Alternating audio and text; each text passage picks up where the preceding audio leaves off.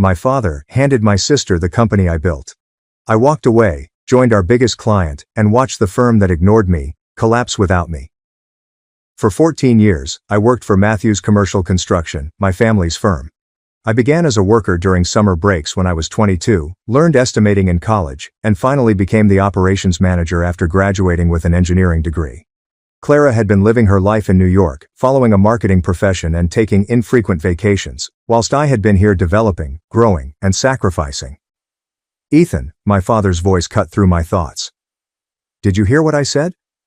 I blinked, concentrating on the three faces that had turned toward me. "Sorry, what?" I said. "This doesn't change your position with the company. You'll still be operations manager." Dad's tone was comforting, as if he was doing me a favor. "Clara will be taking over as CEO when I retire next year, but your role is secure." My sister grinned at me with a mix of sympathy and triumph. At 34, she was 2 years younger than me, but she carried herself with the assurance of someone who had just been given the keys to the kingdom, which I assumed. "Ethan," she replied softly and with seasoned tenderness, "I hope you know how much I value your expertise. I couldn't do this without you."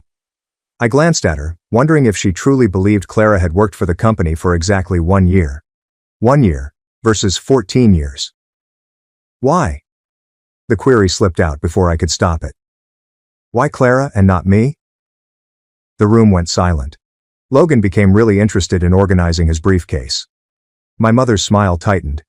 Dad cleared his throat. "Ethan, we've discussed this. Clara has the vision for where the company needs to go. She's better with people. The clients love her. You're brilliant with operations, with the technical side, but I'm not CEO material," I concluded for him. "That's not what I'm saying," he answered. But his gaze wandered away from me. Mom stepped forward. "Darling, you're a crucial part of the company. You can still help from behind the scenes. Clara will need your support." Behind the scenes. The statement struck me like a physical blow. That's where I've always been, right? Behind the scenes, making things happen while others take credit. Clara stood and approached me, grasping my hands in her own. "Ethan, this partnership will be amazing. You know the operations inside and out, and I can bring in the big clients. We'll be unstoppable together." I glanced into her eyes, which were the same hazel as mine and our father's, and all I saw was confidence. She genuinely believed she deserved it. "Congratulations," I eventually replied, pulling my hands away from hers. "If you'll excuse me, I have work to finish." I turned and went out of the conference room, disregarding my mother's calls for my name. The familiar hallway of Matthews Commercial Construction felt weird, as if I were viewing it through a stranger's eyes. Photographs adorned the walls, depicting construction projects, ribbon cuttings, and handshakes with major clients. My father appeared prominently in the majority of them. Clara appeared in several recent ones. I looked but couldn't find one with me. Behind the scenes, certainly. That night, I sat on my balcony with a bottle of whiskey and my laptop, examining project files as I had done many times before. My flat overlooked downtown, and the city lights twinkled like stars. In the distance I could see numerous buildings we'd built over the years, including the recently completed Harrington Tower, our largest project to date, and the one that established Matthews as a genuine contender for significant commercial developments. The Harrington project had been my baby since the beginning. I'd been up for 3 days straight preparing that bid, calculating costs down to the last penny, and creating the novel construction technique that had earned us the contract over organizations twice our size. Dad had been the face of the presentations, of course, but the content had been entirely mine. Clara had sent me a text message. "Hey bro, I know today was a shock. Let's grab lunch tomorrow and talk through the transition. I value your input more than anyone's." I took another drink of whiskey and did not respond. My computer beeped with an email message, another issue with the West Side development that required my attention. Always something that required my attention. I had been working 70-hour weeks for years.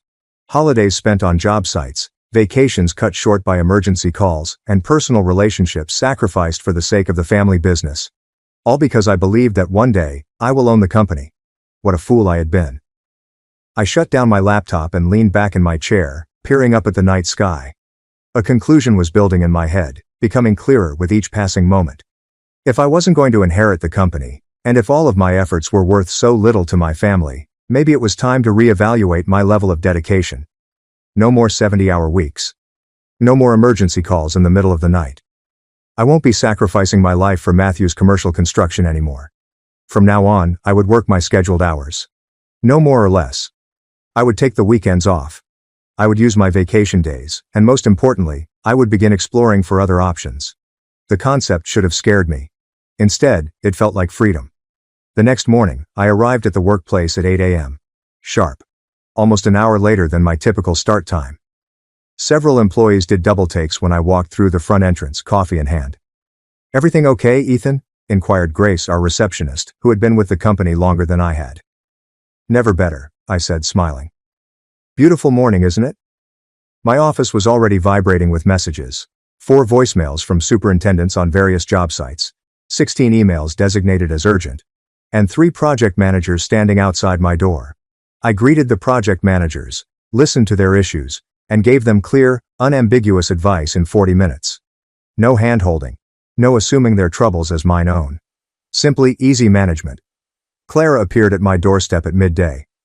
"Ready for lunch?" "Can't today," I responded, staring at my computer. "I've got plans." She paused. "Oh, I thought we were going to discuss the transition." "Nothing to discuss. You're the heir. I'm operations. Business as usual." "Ethan," she said, using the cajoling tone she'd honed since childhood, which generally got her what she wanted. "Don't be like this." I eventually looked up at her. "Like what?"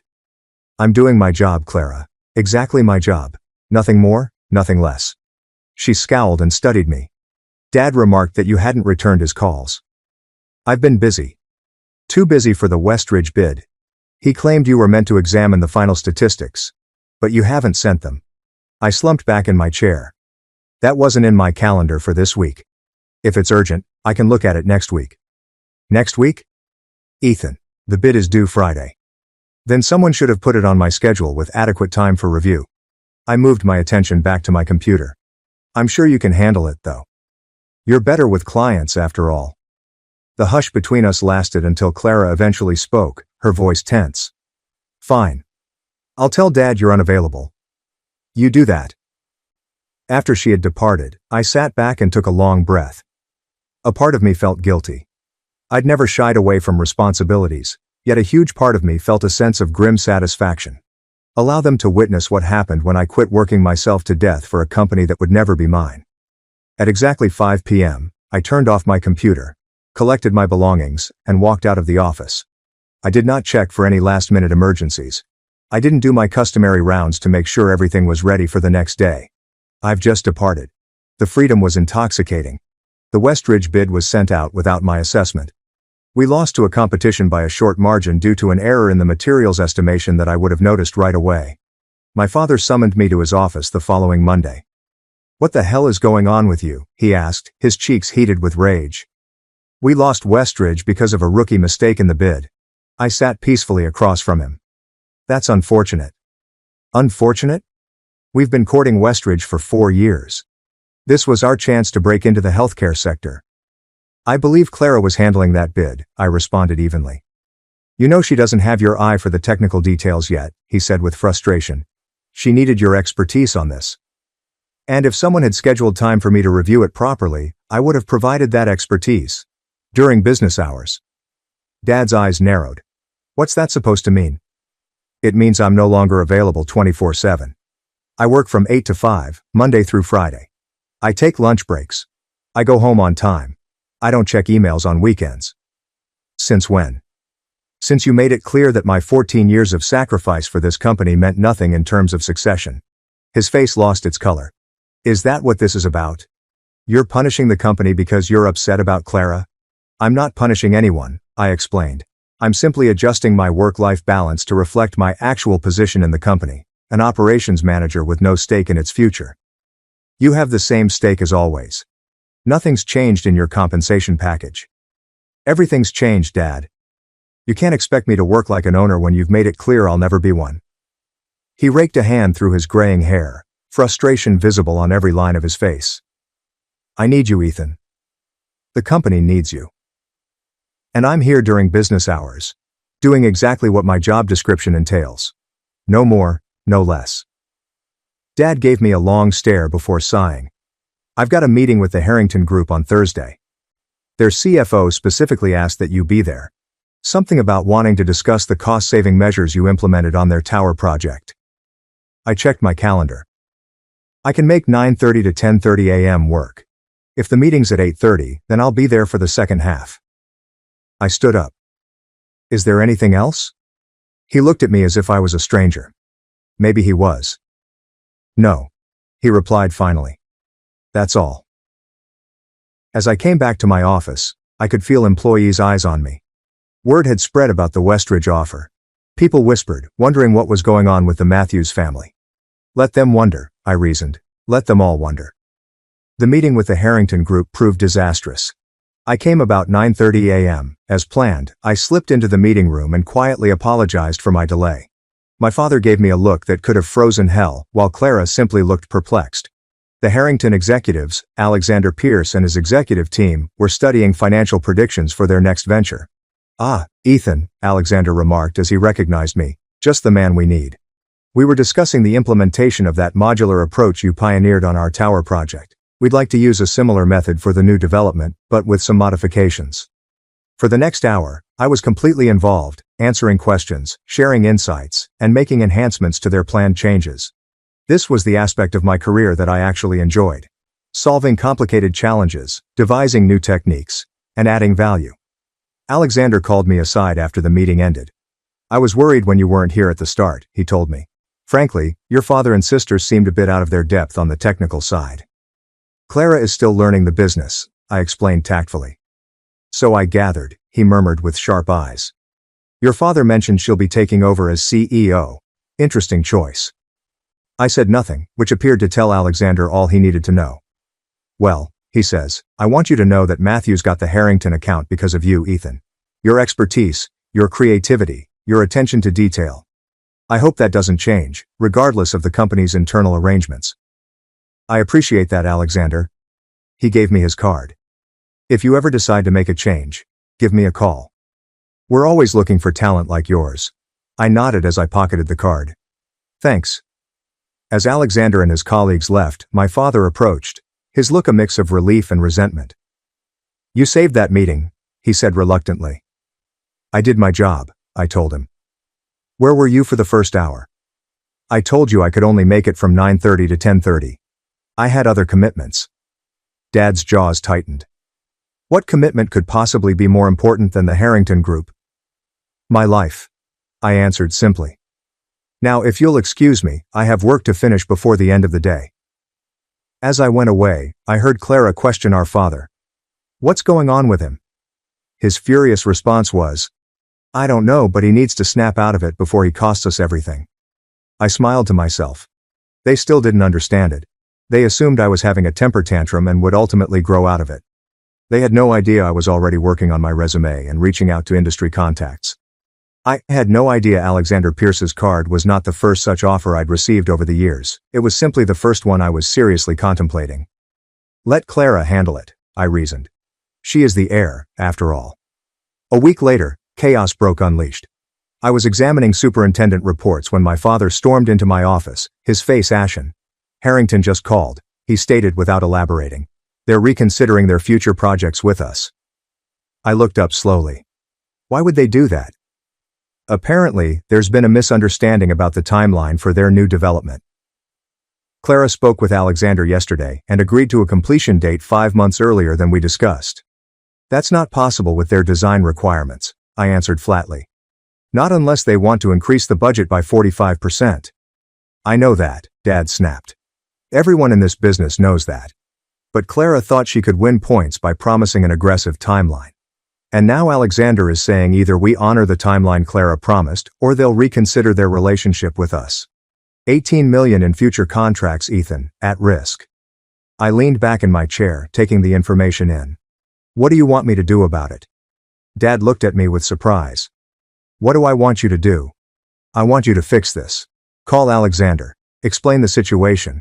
Work out a compromise. He respects you. That sounds like a CEO problem, I responded. Or an heir problem, not an operations manager problem. Ethan, for God's sake, this isn't the time for your attitude. The company is at stake. The company that will never be mine, I told him. The company you've made clear belongs to Clara's future, not mine, so let Clara handle it. She's the heir, right? In a fit of rage, my father's face regained its color. Is that what this is about? You're willing to let our biggest client walk away because your feelings are hurt? My feelings aren't hurt, Dad. I've simply adjusted my investment in this company to match its investment in me. He raked his hands through his hair, frustrated. What do you want? A title? Fine. We'll make you co-CEO with Clara. No, I replied gently. I don't want a consolation prize. What I wanted was for my 14 years of sacrifice to mean something. What I wanted was for you to see my value before you were in crisis. Now it's too late. Dad's expression turned from angry to fearful. You can't mean that. This is your family, your legacy. No, I corrected him. It's Clara's legacy now. You made that decision, not me. He opened his mouth to answer, but his phone rang. He looked at the screen and cursed. It's Alexander. I have to take this. Good luck, I replied, returning to my work. Dad paused in the doorway, appearing bewildered in a way I hadn't seen before. Then he answered the phone and was gone. I sat in the solitude of my office, a peculiar emptiness forming within me. I should have felt vindicated as my predictions came true so swiftly. Instead, I felt hollow. This company had dominated my life for so long. Watching it falter should have hurt even more than it did. Perhaps I had already detached myself from Matthew's construction. Maybe it was a good thing. The Harrington crisis was only the beginning. Over the next month, 3 more significant contracts failed due to client management errors. Clara, despite her apparent people talents, was drowning. She did not comprehend the technological limits that influenced our pricing and timelines. She made promises that our teams could not keep. She prioritized acquiring new clients over maintaining old ones. Meanwhile, I delivered exactly what I promised, no more, no less, than my position required. I efficiently managed activities during business hours. I did not attend nighttime client dinners. I didn't work weekends to save failing projects. I did not provide remedies to problems that were not directly under my scope. I watched the catastrophe unfold with detached curiosity, as if watching a slow-motion car collision from a safe distance. My mother showed up at my apartment on a Sunday afternoon, which she had never done before. When I answered the door, the worry lines around her eyes were the deepest I'd ever seen them. May I come in? She inquired. I moved aside and gestured for her to enter. My apartment was sparsely furnished. I hadn't spent much time here before because I was constantly working. Now that I had recaptured my evenings and weekends, I was beginning to make it feel more like home. One wall was lined with new bookcases, each with engineering literature and novels I'd been meaning to read for years. A half-finished model of the Harrington Tower was on my dining table. Mom spotted it right away. You're building a model of the tower? Just a hobby, I replied with a shrug. Something to do with my free time. She ran her fingers over the table's edge, avoiding my gaze. Your father is worried sick. The company is in trouble, Ethan. I'm aware. Clara is trying her best, but she's not qualified to run a construction company, I said to her. She never was. Mom's eyes blazed. That's not fair. She has other strengths. Being your favorite isn't a business qualification, Mom. She recoiled, like if I had slapped her. Is that what you think? That we favored Clara? Didn't you? You gave her the company despite her having no relevant experience or demonstrated commitment. What would you call that? Mom slumped onto my couch, suddenly looking 64 years old. We thought, your father thought, she could bring fresh perspectives, new ideas, and you were so good at the operational side. So good you took me for granted, I remarked quietly. So reliable. You assumed I'd always be there, working myself to death for a company that would never be mine.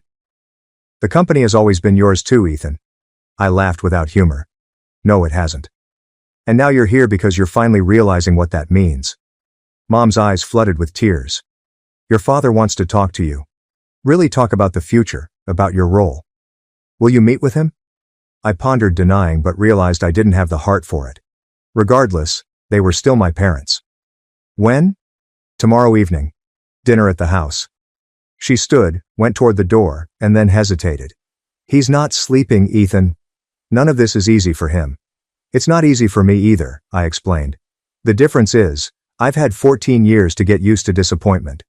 After she departed, I went to my Harrington Tower model and meticulously glued tiny pieces together, ensuring that each component was correctly placed and each connection secure. If only real life could be created with such accuracy. I got to my parents' house at exactly 6:30 p.m. the following evening. The traditional Georgian-style house looked the same as always. scrupulously kept and imposingly elegant. I grew up in this house and had spent many holidays and family dinners there. It seemed like I was attending a museum about my past life. My mother answered the door with relief on her face. "You came?" I said I would. She took me into the dining room where my father and Clara were already sitting. Clara looked up with a peculiar smile and black rings under her eyes. Dad stood there as I entered, his expression unreadable. "Ethan," he said, holding out his hand. "Thank you for coming." I shook his hand briefly before taking my seat across from Clara. The table was set with Mom's finest china and crystal, reserved for special occasions. A peace offering, perhaps. Dinner was a stressful affair. We made stilted small chat about the weather, my mother's garden, and anything except the company. After the dessert plates were cleaned, my father cleared his throat. "I think we should discuss the situation at Matthews Construction," he told me. "What situation is that?" I inquired, though we were all aware. Dad's jaws tightened. "We've lost 3 significant contracts in 6 weeks. The Harrington Group has threatened to cut their future projects with us. Subcontractors are concerned about our stability. The dilemma, Ethan, is that the firm your grandfather started, which I helped build into what it is today, is in serious risk of failing." "And you think that's my fault?" "I think you could help prevent it if you wanted to," he said evenly. Clara leaned forwards. "Ethan, I know I messed up. I'm in over my head, and I can admit that.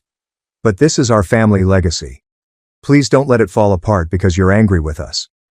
I watched my sister's face, noting her real grief and newfound humility.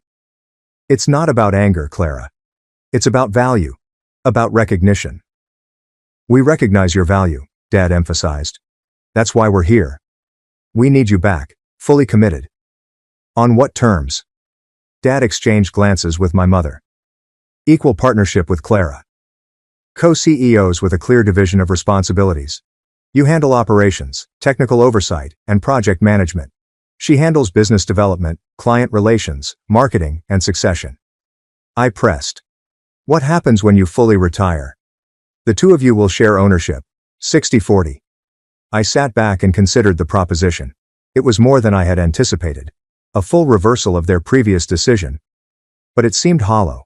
This was not a recognition of my worth, it was a panicked reaction to a situation. "Why the change of heart?" I inquired. 8 weeks ago, Clara was the clear heir. What's different now besides the company being in trouble? Dad's expression tightened. "You want me to say I was wrong?" "Fine, I was wrong. I underestimated how crucial your specific expertise is to the company's success. I overestimated how quickly Clara could learn the business. I made a mistake in judgment." "Is that what you need to hear?" "David," my mother said, resting her hand on his arm. I shook my head slowly. "What I needed was for you to see my value before the crisis. To recognize my 14 years of dedication before everything started falling apart. To choose me because I earned it, not because you're desperate." "So what are you saying?" Father demanded. "You'll let the company fail out of pride?" "No," I responded. "I'm saying I'm done working for Matthews Construction." The hush that ensued was absolute. Clara's face wrinkled. Mom's hand rose to her mouth. Dad simply gazed, incredulity engraved on every line of his face. "You can't mean that," he finally said. "I do." I reached into my jacket pocket and pulled out an envelope, which I placed on the table. "My formal resignation, effective 3 weeks from today. I've accepted a position with Harrington Development as their new Chief Operations Officer." "Harrington?"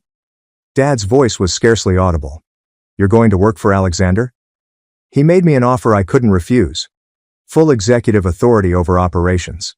A significant ownership stake after 5 years.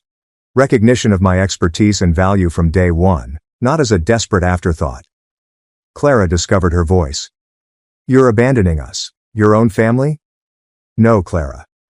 The family abandoned me when you decided I was only good enough to work behind the scenes while you took center stage. I'm simply recognizing that reality and making the best choice for my future." Dad moved away from the table, rage replacing shock. "So that's it. 14 years, and you just walk away? To our biggest competitor, no less?" "I gave Matthews Construction 14 years of my life, Dad. 70-hour weeks, holidays, weekends, personal sacrifices you can't even imagine. And when it came time to decide the future of the company, you didn't even consider me. You just assumed I'd keep working myself to death to support Clara's inheritance." We've offered to fix that mistake, Mom said. Equal partnership. Equal ownership. Too little. Too late, I muttered, getting up from my chair. Ethan, please, Clara said, her voice breaking. We can work this out. The company needs you. I need you. I glanced at my sister intently. The golden child. The favorite. Always the focus of attention. For the first time, I noticed terror in her eyes. Fear and the understanding that she was out of her element. You should have thought of that before you accepted a company you weren't qualified to run, I said softly. Actions have consequences, Clara. Welcome to the real world. When I turned to leave, my father's voice halted me at the door. If you walk out now, don't expect to be welcomed back, he added, his voice full with sorrow. You're choosing to become our competitor. There's no coming back from that. I halted, resting my hand on the doorframe. I'm not your enemy, Dad. I'm just not your safety net anymore. You made your choice. And now I've made mine. The drive home felt weird. I felt lighter than I had in years, as if a burden I had carried for so long had finally been lifted. There was also despair, because the familial relationships would never be the same. For the dream of leading Matthew's construction, which had perished 8 weeks prior. But largely there was excitement, a new beginning, a chance to be recognized for my abilities, and to create something on my own terms. My phone buzzed with texts from Clara and my mother, pleading with me to rethink. I hushed it and placed it into the passenger seat. Their terror was no longer my responsibility. I was finally free after 14 years. My 3-week notice period was, to put it mildly, painful. My father rarely spoke to me, only interacting via harsh emails when absolutely required. Clara swung between anguished appeals and chilly stillness. The office was buzzing with rumors and curiosity. I worked hard to document all of my processes to ensure a smooth transition for whoever took over my responsibilities. Despite everything, I did not want Matthew's Construction's employees to suffer as a result of my family's faults. Many of them had been with the company for years, and they deserved better than to become casualties in a family power struggle. Grace prepared a modest farewell gathering for me on my last day. The majority of the staff attended, but my family was notably absent. Longtime colleagues exchanged handshakes, best wishes, and even a few tears. I committed to stay in touch, understanding that certain friendships would survive the move while others would not. As I was packing the last of my personal belongings into a box, my father stepped in the doorway to my office. I thought you'd be gone by now, he remarked, his tone deliberately bland. Just finishing up. I shut the box and faced him. Was there something you needed? He walked carefully inside the room, glancing around at the now bare walls that had once displayed my engineering degrees and project images. The Harrington Group officially notified us they won't be pursuing additional projects with us. I'm sorry to hear that. Are you? His gaze met mine, probing. I nodded. Alexander made it clear they're following me to my new position. He nodded slowly, as if he had anticipated this response but hoped for something different. You always were a man of your word. That's something I always admired about you. He extended his hand. After a few hesitation, I shook it. Good luck, Ethan. I mean that. Thank you. I wish the same for Matthew's Construction. As he turned to leave, he stopped in the doorway. The door isn't closed forever, you know. If things don't work out at Harrington, if you ever want to come home. This isn't my home anymore, Dad. You made sure of that. He flinched slightly and nodded in response. Goodbye, son. Goodbye, Dad. After he departed, I stood in the empty office for a long time, memories flooding through me. My first day as operations manager, late evenings going over bids, and the jubilation when we won the Harrington Tower contract. I had spent so much of my life within these walls. But that chapter was coming to a close. It was time to compose another one. I grabbed my package and walked out, nodding goodbye to Grace as I passed the registration counter. Outside, the afternoon sun shone brightly, and the future stretched before me like an open road. My phone vibrated in my pocket. Alexander Pierce is presumably calling to confirm my start date on Monday. As I carried my box into the car, I noticed the Matthews Construction sign over the door. The family name that had defined me for so long. My heritage, my burden, my almost legacy. Not anymore. I got in my car and drove away without looking back. I'm no longer playing a supporting role in my own story. No longer taken for granted but valued for who I am and what I can achieve. It was not the ending I had envisioned for myself. It was better. A start of my own making. Let Clara handle Matthew's construction. She was the heir, after all. But I was finally free. 8 months later, I stood in Alexander Pierce's office, overlooking the metropolitan skyline. The Harrington Tower glittered in the afternoon sun, a tribute to what I could achieve when my abilities were recognized. The board approved the expansion plan, Alexander explained, sliding a document across his desk. They were particularly impressed with your efficiency projections. We're greenlit for the West Coast offices. I leafed over the records, a sensation of accomplishment filling my heart. In half a year, I had revolutionized Harrington's operations, streamlining processes and implementing innovations that raised profitability by about 25%. That's great news, I said. When do we break ground? Next month, and they want you to oversee the initial setup personally. Alexander sat back in his chair and studied me. You've exceeded every expectation, Ethan. I knew you were good, but this. He pointed to the performance reports on his desk. This is exceptional. Thank you for the opportunity to prove it. No need for thanks. In business, recognizing talent is just good sense. He hesitated, his expression becoming intrigued. Have you heard from your family lately? The question took me off guard. I'd managed to avoid thinking about Matthew's construction, my parents, or Clara for weeks at a time. Not directly, no. I heard through the grapevine that they're struggling. Lost the Westmore project to Klein and Associates last week. I nodded, experiencing a complex combination of emotions. Satisfaction, definitely, but also a small tinge of sorrow. Not for my decision to leave, never, but for the shattered family relationships that resulted from it. They made their bed, I finally said. Alexander nodded carefully. Indeed, they did. Still, family is complicated. Alexander's remarks stuck with me as I drove home that evening. Family was complicated. Despite everything, there were times when I missed Sunday dinners at my parents' house, the easy conversation with Clara before business intervened, the sensation of belonging to something larger than my own existence. My phone rang through the car speakers, a number I didn't know. Hello? Ethan, it's Grace. Grace from Matthews, your former receptionist. Grace, good to hear from you. How are you? I'm fine, but... She paused. I thought you should know. Your father had a heart attack last night. The earth appeared to tilt on its axis. Is he? He's stable, in the hospital. They're saying it was stress-related. Her voice softened. The company's in trouble, Ethan. Real trouble. Your sister is in over her head and your father's been working himself to the bone trying to keep things afloat. Why are you telling me this, Grace? Because despite everything, they're your family. And because there are 45 families who depend on Matthew's construction for their livelihoods.